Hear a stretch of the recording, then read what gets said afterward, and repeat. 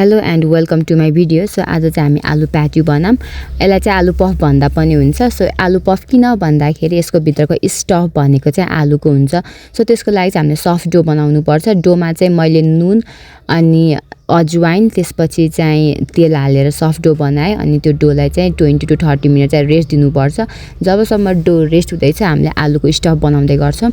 आलुको स्टफ बनाउनको लागि चाहिँ जिरा धनियाको धुलो, त्यसपछि अदुवा, लसुन, प्याज, खुर्सानी अनि हजुर एक्स्ट्रा स्पाइसेसहरू पनि एड गर्न सक्नुहुन्छ। मैले काटे खुर्सानी पनि हालेको छु अनि बिरे नुन पनि हालेको छु। बिरे नुनले चाहिँ यसको टेस्ट अझै इन्हान्स गर्छ। अनि यसलाई राम्रोसँग चलाउनु होला हैन। जब यो आलुको स्टफ रेडी भयो अब चाहिँ हामीले साठो बनाउँछौँ। साठोको लागि चाहिँ तेल अनि त्यसमा चाहिँ आटा हाल्यो। यो किन बनाएको भन्दाखेरि हैन यसको चाहिँ लेयरिङ आओस् भनेर हामी चाहिँ 3-4 वटा रोटीलाई चाहिँ त्यही माथि लेयरिङ गर्न लागेको छौँ हैन। अनि लेयरिङ गर्दाखेरि चाहिँ हामीले थोरै मैदा पनि हाल्छौँ। अनि साइडको कर्नरलाई चाहिँ काट्नु होला।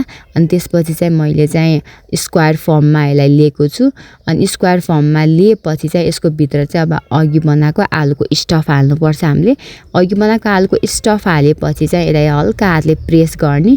अनि यसलाई चाहिँ लो फ्लेममा चाहिँ हामीले पकाउनु पर्ने हुन्छ। हाई फ्लेममा पकायो भने यो डढ्न सक्छ, भित्र नपाक्न सक्छ हैन।